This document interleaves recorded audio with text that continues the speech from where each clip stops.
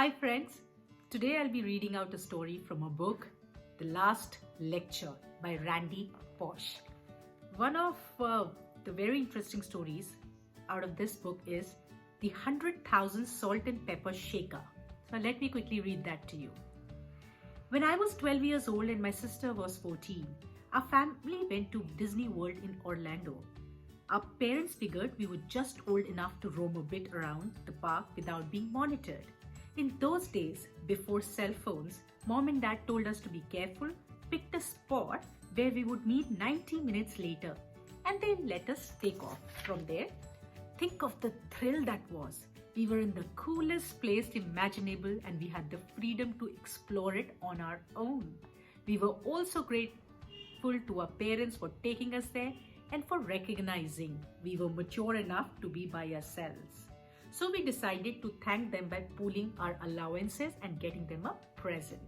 We went into a store and found what we considered the perfect gift, a ceramic salt and pepper shaker featuring 2 bears hanging off a tree, each one holding a shaker.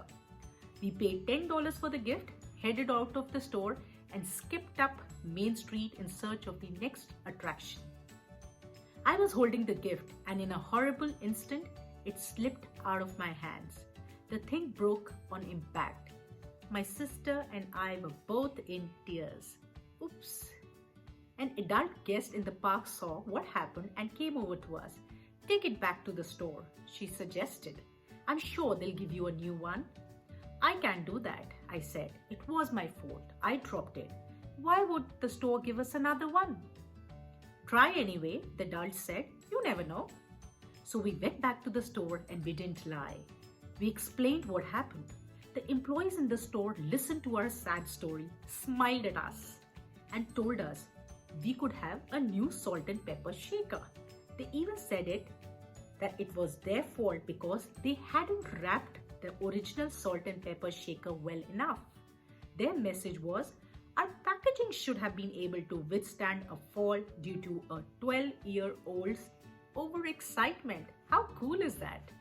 I was in shock. Not just gratitude, but disbelief.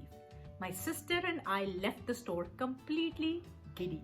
When my parents learned of the incident, it really increased their appreciation of Disney World. In fact, that one customer service decision over a $10 salt and pepper shaker would end up earning Disney more than $100,000. Let me explain how.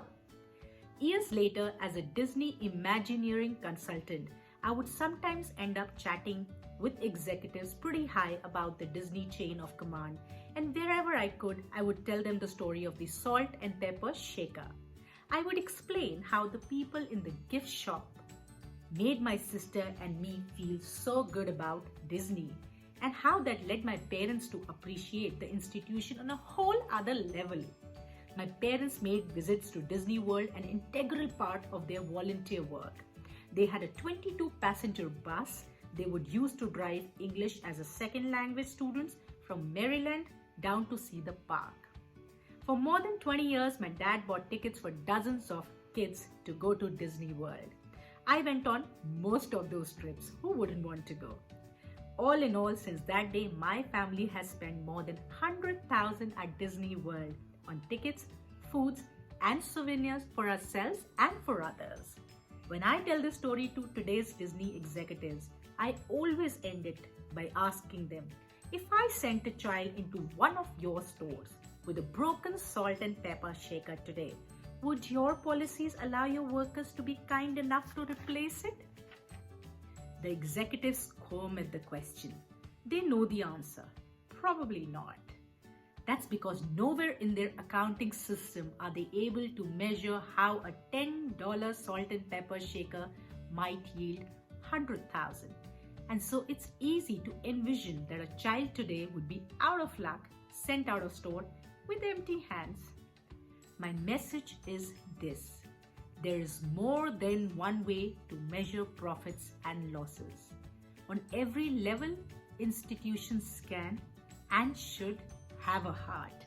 My mom still has that 100,000 salt and pepper shaker.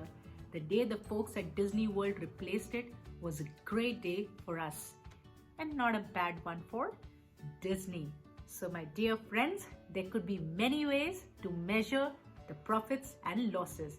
Every institution and every human should also keep that in mind. I'll leave you thinking about the story, and you take good care of yourself. Catch you soon.